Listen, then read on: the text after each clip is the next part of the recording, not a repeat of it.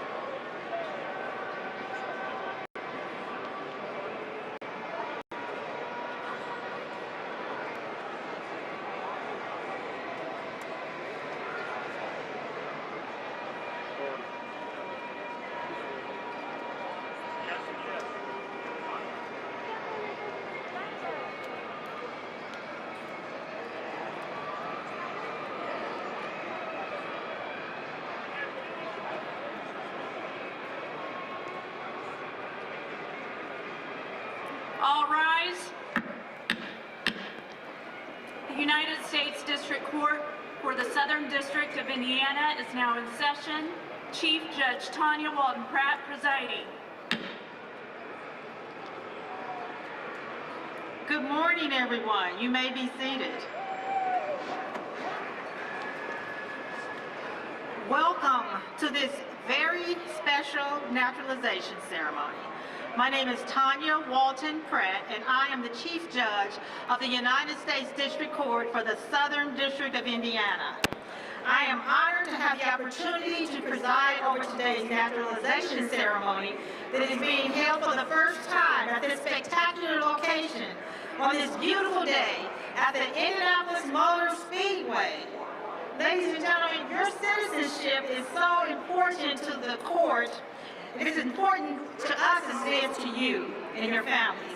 So we feel so very fortunate that we are able to provide this ceremony. For the past 2.5 years, the courts have been constrained by this awful pandemic and our ability to hold these ceremonies.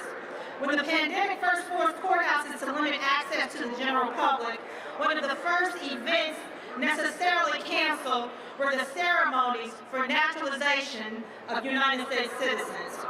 We know that people who apply for citizenship demonstrate great commitment and patiently endure a long process to attain their dream of American citizenship. And our court is so very, very pleased today that we are able to swear in new citizens in this extremely safe environment. We're outside.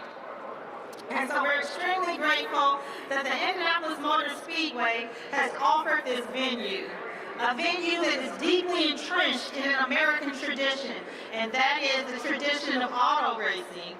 And so how cool is it, ladies and gentlemen, to be here today at the racing capital of the world? We're here in the month of May. How amazing is that? A few days before the Indianapolis 500-mile race, which is an international event with drivers from all over the world. So I want to begin by thanking the Indianapolis Motor Speedway President, Doug Bowles. Where are you, Doug Bowles? Thank you so very much, Mr. Bowles, for hosting today's ceremony. It brings me joy that we are able to continue these ceremonies, and I hope that you also are feeling joyful for your accomplishments in obtaining citizenship. Very soon, I will have the honor of presenting the oath of citizenship to 33 citizens from 18 countries. So I want you guys to just sit back, take a deep breath, and relax, citizen candidates, and enjoy this very, very, very important day. So we're going to begin our program. I'm going to introduce Colby Walker, who is the Acting Field Office Director of the United States Citizenship and Immigration Services, who will conduct a roll call. So, Mr. Walker?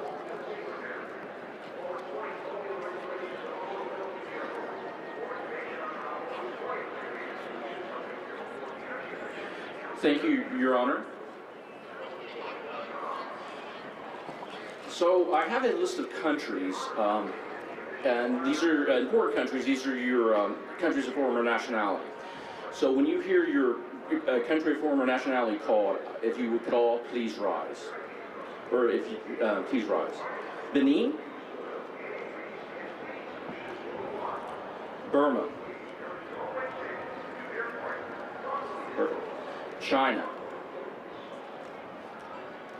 Congo,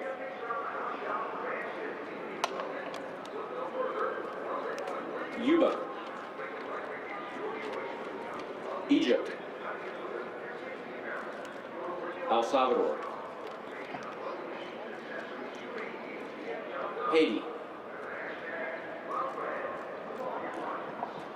Honduras,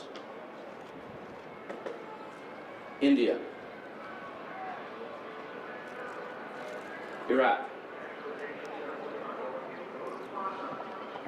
South Korea, Mexico, Nicaragua,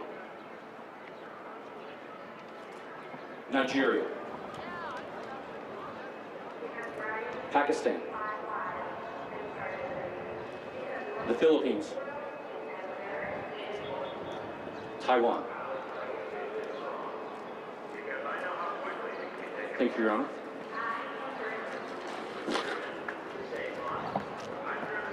Thank you. All right, ladies and gentlemen, it's now time for you to become citizens. At this time, I would ask that all applicants for citizenship please stand, if you are able, and raise your right hands to take the oath of allegiance to your new country. So just put your paperwork in your chairs, because we need those hands held high. Raise your right hands. Do you and each of you hereby declare on oath that you absolutely and entirely renounce and abjure all allegiance and fidelity to any foreign potentate, prince, state, or sovereignty of whom or which you have heretofore been a subject or citizen? Do you declare that you will support and defend the Constitution of the United States and the laws of the United States of America against all enemies, foreign and domestic, that you will bear true faith and allegiance to the same, that you will bear arms on behalf of the United States when required by the law, that you will perform non-combatant service in the armed forces of the United States when required by the law, that you will perform work of national importance under civilian direction when required by the law, and that you take this obligation freely without any mental reservation or purpose of evasion, so help you God. If so, please respond by saying, I do. Congratulations, ladies and gentlemen.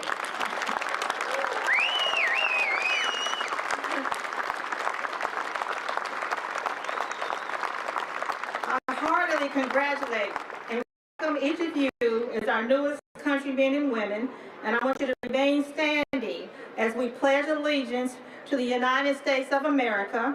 Our pledge will be led by today's youngest new citizen, and that new citizen is Ali Fatah. Ali, where are you? Come on up, Ali. Ali is a 19-year-old new citizen, and he's going to lead us in the Pledge of Allegiance.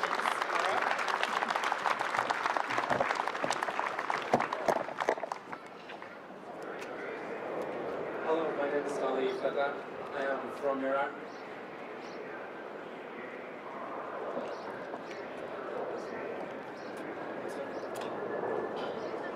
I pledge allegiance to the flag of the United States of America and to the republic for which it stands, one nation, under God, indivisible, with liberty and justice for all. Thank you. Thank you.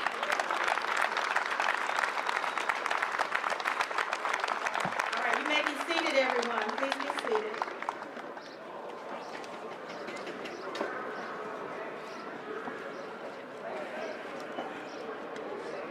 My fellow citizens, and it feels so good to say that, you are now citizens of the United States of America. Since its inception, this country has been blessed with a constant infusion of people from all over the world who brought their creativity, their heritage, and their culture. It is undisputable that the United States of America is a nation of immigrants. And despite the heated battles and controversies over immigration policy and the many turbulent events that plague this great country and the forces that fight against its peace and diversity, this nation's diversity has always been and will always be our greatest strength. And we are so pleased to welcome you, our fellow citizens. As citizens of this great country, you will no doubt encounter challenges and struggles. We all do. That's just a part of life. But you will also encounter unbridled freedom and opportunity. There is more opportunity in this country, the United States of America, than any other place in the world. With that in mind, I want to share with you, my new citizens, my new brothers and sister citizens, a little bit about the citizen that you are about to become. You may hear voices in this land say that there is only one true American religion. Do not believe it. As an American, you may freely and openly be a Christian, a Jew, a Hindu, a Buddhist, a Muslim, or you may adhere to any other religion or no religion at all. The decision is yours. You may hear voices in this land say that there is only one true American way to think and believe about political matters, economic matters, and social matters. Do not believe it. As an American, you may freely and openly adhere to political, economic, and social views on the right or on the left or anywhere in between. It does not matter. The decision is yours. You may hear voices in this land say that there is only one true American set of values. Do not believe it. As an American, you may openly hold beliefs and values as you choose. The values and beliefs of American culture vary. Your values and beliefs may be shared by many or a few. Simply stated, There is no single American way to think or believe. Conformity of thought and belief would be contrary to the underlying principles of this great nation. And despite all of our challenges, America is a robust and enduring democracy, rooted in both individual liberty and equal opportunity. It's what I strive for every single day as a federal judge. And I'm going to ask you this morning, and maybe this afternoon, this morning, to please do your part. The qualities long associated with our country are defining the ways we strive to treat one another with fairness, tolerance, compassion, equality, civility, and freedom. And these are likely the very things that cause you to choose to come here, to live your lives, to raise your families, to pursue your vocations, and to share your best gifts. And I promise you that those qualities continue to exist. I still very much believe in the greatness of this country and the endless possibilities that life in America holds for all of its citizens. I look at myself as a child, as a young adult, and even as a young lawyer. I never imagined that I would be an Article III federal judge, much less I'm the Chief Judge of the United States District Court for the Southern District of Indiana. And believe it or not, that's a big deal. I never dreamed that I would hold a position where I was nominated by the President of the United States of America. President Barack Obama nominated me for this position. And I was confirmed by the consent of the full United States citizen. And I tell you these things, ladies and gentlemen, because it is an example of the opportunities and the possibilities that may await you and your families, your children, here in America. I ask that you dream big, and I ask that you work hard to make the United States the country that you hope to find when you decided to make this journey. I ask that you work hard to make this country the country that you want it to be. The distances you have traveled, the obstacles you have overcome, and the efforts you have made to put down roots in here in America should always be sources of pride and satisfactions for you and your families. I want you to tell your children to tell their children the stories and why you came to be here. I hope that each of you feels today love of this place and wonder at the blessing of being a citizen of the United States of America. Welcome, welcome, welcome.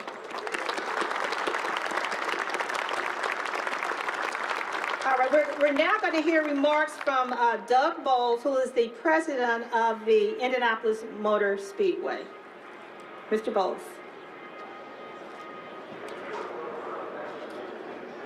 Well, thank you, Honorable Judge Walton. Those were amazing comments, and you are an example to all of us of what this country means. You can dream, and you can get places you can't even dream about. In fact, I'm in a position as president of the Indianapolis Motor Speedway that I could never have dreamed. And I hope for each of the 33 of you who took that oath today and joined us as citizens of the United States of America, you do not stop dreaming. The Honorable Judge was absolutely correct. It's those dreams that you have that will make a difference in our country. You know, when Louisa Macer on our staff asked if we could host this naturalization ceremony here at the Indianapolis Motor Speedway, it was a no-brainer for Roger Penske and Mark Miles and Allison Millangton and myself, because this place was founded on an international view. It was founded by 4 American businessmen, born in America, but they founded this country, or this racetrack, in 1909.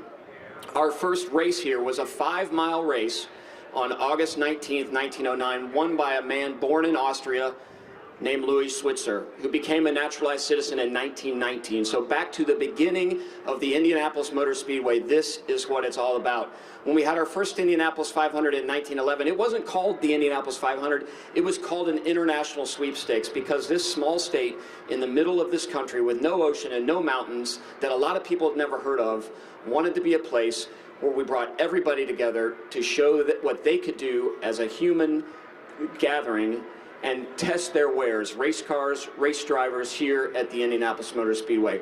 In fact, today, we just started the first practice for the 106th running of the Indianapolis 500. There are 33 drivers that will compete. 14 of them 20 of them represent 14 different countries. Our 2018 Indy 500 winner was born in Australia, and in January of 2019, he did just what you guys did, and Will Power became a naturalized U.S. citizen. We're so proud of the opportunity to host you here today. We're so proud of each of you, and we look forward to helping you along the way. I do want to call out 4 people that were sitting to my left who are integral to the Indianapolis Motor Speedway and the IndyCar Series and the things that we do here. Immediately to my left is Luisa Macer. Luisa came to the United States in 1999 from Mexico.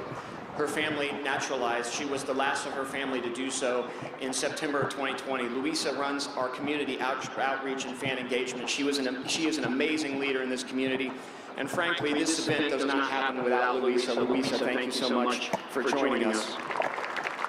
Next to Luisa is Darren Sampson. Darren came to us from England and naturalized just a few months before Luisa did in July of 2020. But he is in charge of he's the director of all of our engine development for the NTT IndyCar Series. So those engines, as they compete, Honda and Chevy engines, he leads that effort for the IndyCar Series. Thank you, Darren, for joining us.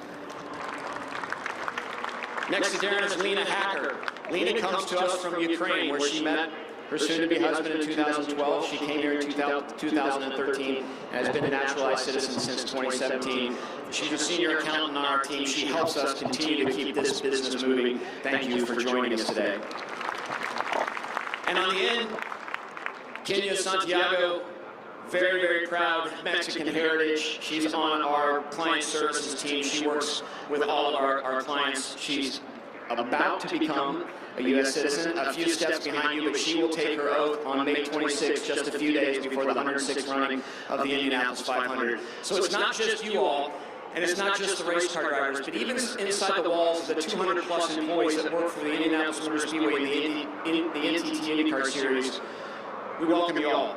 It is because of you that this country will be better. Our country was founded, as the judge said, on different beliefs. You may not believe what I believe, and I may not believe what you believe, but together as U.S. citizens, we figure out a way to work together and to make this the greatest country on earth inside what I believe is the greatest state in this country, inside what I believe is the greatest city in this country, Indianapolis. Thank you for joining us. Congratulations. I can't wait to welcome each of you as citizens. Each of you in your packets should have received, thank you to Luisa on this great idea, a ceremonial pin with the checkered flag and the American flag on it, a coin, so you can remember this moment today. Thank you so much, and I'm glad to call you fellow citizens.